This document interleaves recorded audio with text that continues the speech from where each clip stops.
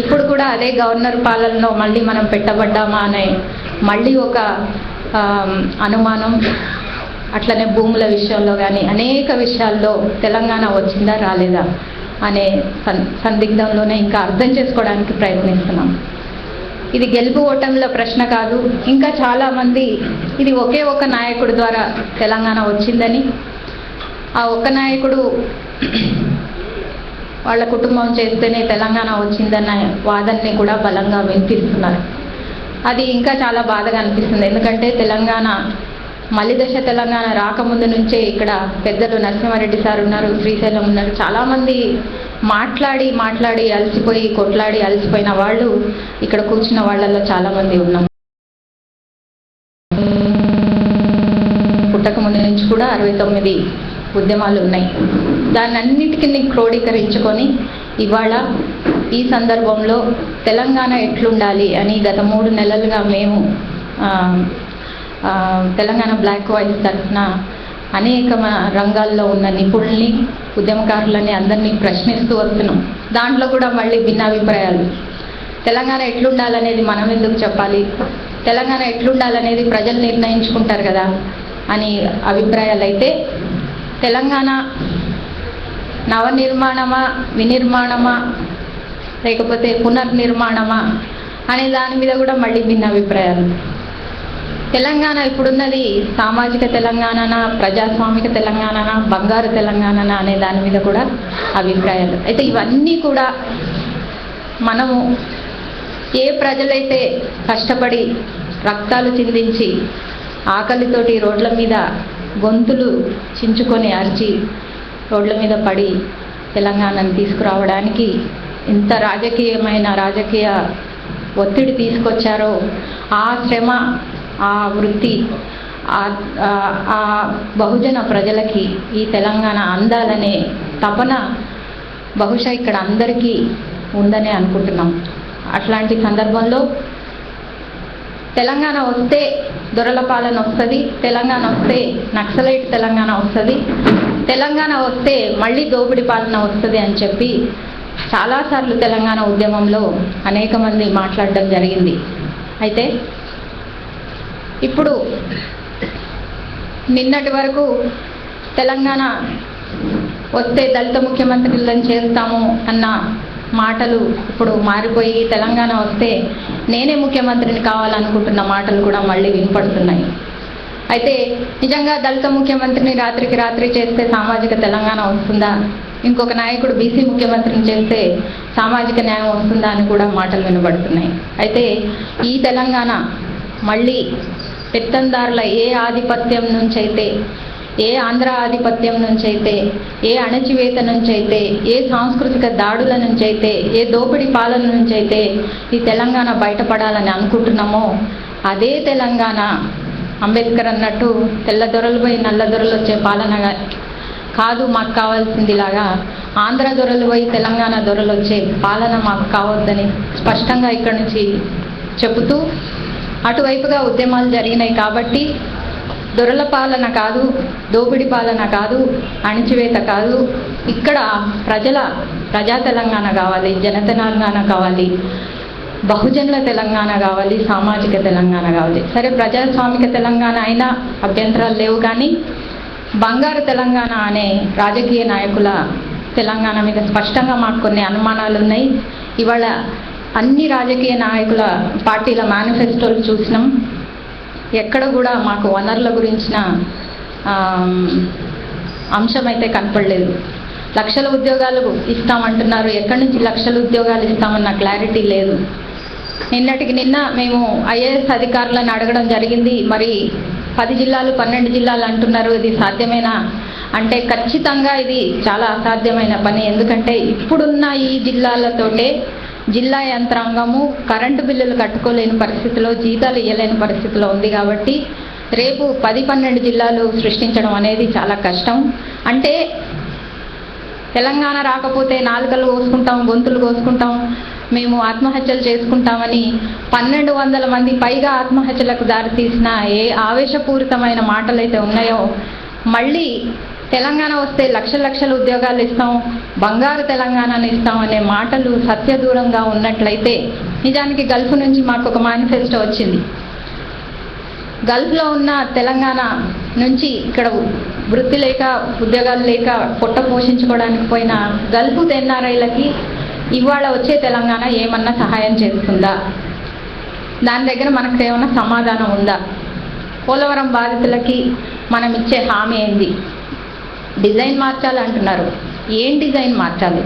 ఎంత డిజైన్ మారిస్తే ఎన్ని వందల మంది ఆదివాసీలు మునిగిపోతారు, ఎన్ని గ్రామాలు మునిగిపోతాయనే మాట లేకుండా డిజైన్ మార్చిందాకా అంటున్నారు. కానీ అసలు ఆ పోలవరం వల్ల ఎవరికి ప్రయోజనం ఉంది? కనీసం ఆంధ్ర వాళ్ళకు కూడా ప్రయోజనం లేదని ఇక్కడ ఈ వేదిక మీదనే ఆంధ్ర ఇంజనీర్లు, సాంకేతిక నిపుణులు చెప్తే మాట్లాడినాం మనం. అక్కడ అసలు పోలవరం అనేది ఎవరికి సబ్జెక్ట్ కాదు. ఇవాళ ఎక్కడో జేడీసీలం అనుకుంటా కేసీఆర్ని జైల్లో పెట్టైనా పోలవరంని తెస్తాం. అసలు కేసీఆర్కి పోలవరంకి ఏం సంబంధం? అసలు పోలవరంకి ఆంధ్ర తెలంగాణకి ఏం సంబంధం? పోలవరం అనేది నీటి ప్రాజెక్టు, నేను నీటి పంపకాలప్పుడు చూసుకోవాల్సిన ప్రాజెక్టు. అంటే మన వరవరరావు గారు అన్నట్టు తరాజులో ఒకవైపు పోలవరం పెట్టి ఇంకొక వైపు తెలంగాణను పెట్టి రెండిట్లో మీకు ఏది కావాలో తీసుకోండి అంటే అందరం తెలంగాణ వైపు మొగ్గినాం. అట్లాంటి పరిస్థితి తీసుకొచ్చి పెట్టిండ్రు. ఇట్లాంటి క్లిష్ట పరిస్థితుల్లో ఇది గెలుపా ఓటమే అన్న సమస్య పక్కన పెడితే, రేపు ఈ జాయింట్ పాలన, జాయింట్ క్యాపిటల్ వ్యవస్థ, హైదరాబాద్ పై గవర్నర్ పాలన, ఇక్కడున్న నవాజిస్తున్నాడు వక్ఫ్ భూముల గురించి ఎవరు మాట్లాడట్లేదు, ఆ వనరుల గురించి ఎవరు ఏదైతే కీలక అంశాలు ఉన్నాయో అవి మాట్లాడకుండా రాజకీయ పార్టీలు వాళ్ళ మేనిఫెస్టోలు పెట్టినాయి. అట్లానే నేర చరిత్ర ఉన్న వాళ్ళకి, గుండాలకి, కోట్లు కోట్లు ఉన్న వాళ్ళకి టికెట్లు ఇచ్చుకుంటా పోయి తెలంగాణ గెలవాలంటే ఇట్లాంటి వాళ్ళనే తీసుకురావాలి అంటున్నాం. మళ్ళీ మన వైపు ఇప్పుడే ఒక మిత్రుడు అన్ని దొరస్వామ్యాలను చూసాము, ఇప్పుడు వచ్చే కొత్త దొరస్వామ్యం చూస్తే ఉంటే ఏంటి, నష్టం ఏంటి అని. అంటే దొరస్వామ్యం తప్పదు, దొరస్వామ్యాన్ని మేము ఒప్పుకుంటున్నాం. దొరస్వామ్యం అనేది తెలంగాణకు ఒక వరం లాగా మాట్లాడితే దాన్ని ఖచ్చితంగా ప్రజలు ప్రశ్నిస్తారు. నిన్నటికి నిన్న మా శాతవాహన యూనివర్సిటీలో దూరదర్శన్ సప్తగిరి వాళ్ళు ఓటే మీ ఆయుధం అనేది అన్ని యూనివర్సిటీస్లో చేస్తూ పిల్లలు చాలా స్పష్టంగా మీ అభిప్రాయం ఏంటి ఈ రోజు ఉన్న ఓటింగ్ విధానంపై అంటే, ఒక పిల్లగాడు నలుగురు పార్టీలు నలుగురు నిలబడితే నలుగురు నేర చరిత్రగా ఉన్న వాళ్ళు ఉంటే మేము ఎవరికి ఓటేయాలి? ఒక ప్రశ్న.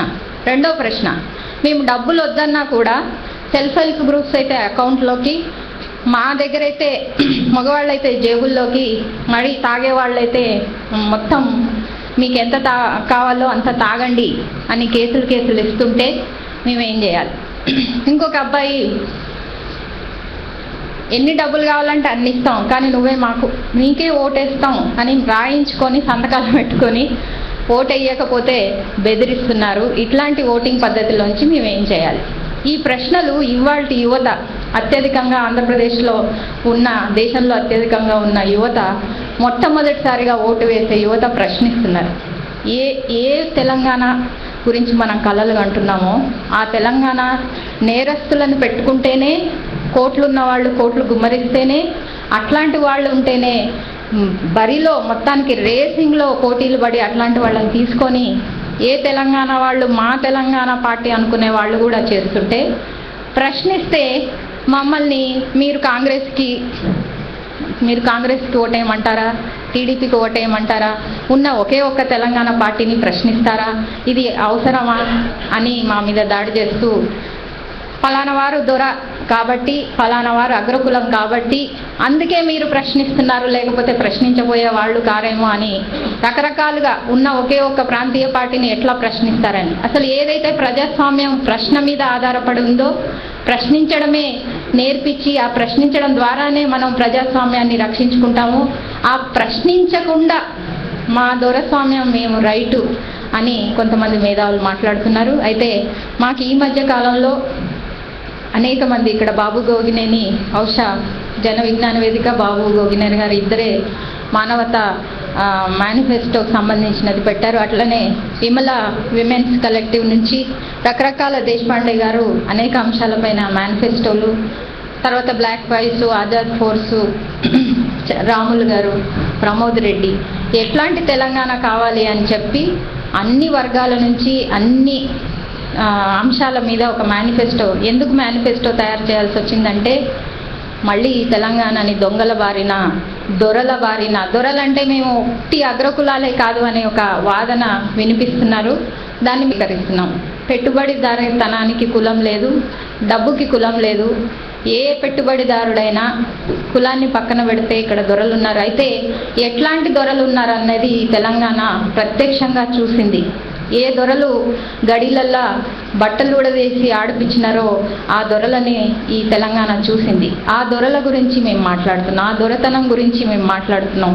ఏ దొర స్వామ్యం ఇవాళ నిజంగా ఇదివరకులాగా ఉండకపోవచ్చు, కానీ ఏ కులం వారైనా, నల్లమాసి కృష్ణ గారికి స్వాగతం, ప్రజా ఫ్రంట్ మేనిఫెస్టో, ఏ కులం వారైనా దొరతనం ప్రదర్శిస్తే దాన్ని తప్పకుండా ప్రశ్నిస్తాం. అంతేగాని ఒక కులానికి సంబంధించిన దొరలనే మేము ప్రశ్నిస్తున్నాం అనే వాదనను కూడా మేము ఒప్పుకోవట్లేదు.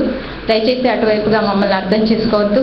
ఇవాళ వచ్చిన భిన్న దృక్పథాలు అన్నీ కూడా తెలంగాణలో శ్రామిక వర్గానికి, తెలంగాణలో కింది కులాల వారికి, తెలంగాణలో ఉన్న మైనారిటీలకి, మహిళలకి, ఆదివాసీలకి అనుగుణంగా అటువైపుగా నడిచే మేనిఫెస్టోలే ఉన్నాయని, అటువైపు ఉన్న మేనిఫెస్టోలు మానవతా తెలంగాణ, మన తెలంగాణ, జన తెలంగాణ కోసం ఇక్కడ ఈ సందర్భం వచ్చింది కాబట్టి అటువైపుగానే మాట్లాడతారని, మాట్లాడిన మేనిఫెస్టోల గురించి చర్చిస్తాను. ఈ మధ్య కాలంలో ఇంకొకటి చెప్పి ముగిస్తాను. ఒక ప్రముఖ పత్రిక ఎడిటర్ ఆంధ్రనేమో సింగపూర్ లాగా డెవలప్ చేయాలంటున్నారు, మరి సుజాత మీరేమో సామాజిక తెలంగాణ అంటున్నారు, అక్కడేమో సింగపూర్ లాగా కావాలి, ఇక్కడ ఎస్సీ ఎస్టీ బీసీ తెలంగాణ కావాలా? ఇది ఏంటి కాంట్రాస్ట్? అక్కడ ఇక్కడ ఇప్పుడే కదా రాష్ట్రం విడిపోయింది అని. సరే, నేను అన్నాను, మేము మనుషుల గురించి మాట్లాడుతున్నామండి, మెటీరియల్స్ గురించి మాట్లాడట్లేదు. ఇక్కడ మనుషులు, మానవ అభివృద్ధి, నిజానికి హ్యూమన్ డెవలప్మెంట్ ఇండెక్స్లో మనం దేశం ఎంత కిందికి పోయిందో మనం చూసినాం. అట్లనే మనుషుల అభివృద్ధిలో అయితే అది సింగపూర్ అవుతుంది, అమెరికా అవుతుంది, అంతకంటే పెద్దగా అవుతుందేమో. కానీ ఇదే ప్రశ్న నేను అక్కడున్న 2-3 IAS ఆఫీసర్లను అడగడం జరిగింది. మీ దగ్గర ఉన్న చైతన్యం మా దగ్గర లేదమ్మా. ఇక్కడ ఎవరు కూడా సామాజిక అన్న పదం అంటే కొద్దిగా మాట్లాడుతున్నది ఎక్కడ బయటికి రావట్లేదు.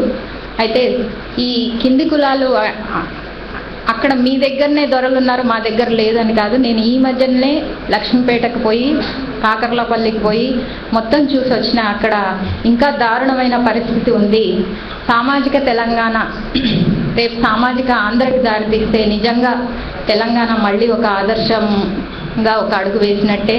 ఎట్లయితే ఇప్పటికే చాలా మంది ఆంధ్ర మిత్రులు మాకు ఇప్పుడిప్పుడే మా ప్రాంతం మీద మేము ఉన్నాము అనే ఒక నమ్మకం వస్తుంది. అంటే అక్కడున్న బడుగు బలహీన వర్గాల వాళ్ళు. కాబట్టి మీ తెలంగాణ ఉద్యమం మళ్ళీ మాకు కొంచెం ఊపిరిచ్చిందని శ్రీకాకుళం నుంచి అక్కడ ఉద్యమాలు నడిపిన కొంతమంది మిత్రులు మాట్లాడుతున్నారు. అటువైపుగా ఈ తెలంగాణ నడుస్తుంది తప్పకుండా. ఈ 60 ఏళ్ల పోరాటం రేపు జన తెలంగాణ కోసమే. జనాలంటే మీకు అందరికి తెలుసు, కింది వర్గాల వారికి మాత్రమే రేపటి తెలంగాణ ఉంటుంది. ముందుగా ముస్లిం మేనిఫెస్టో, ముస్లిం రచయితల వేదిక స్కైబాబా గారికి స్వాగతం. అట్లనే ముందుగా సార్ మీరు మాట్లాడతారు. శ్రీధర్ దేశపాండే గారు మరి మనకి చాలా సుపరిచితులు, అనేక అంశాలపైన మాట్లాడి రాస్తూ పోరాటాల్లో ఉన్న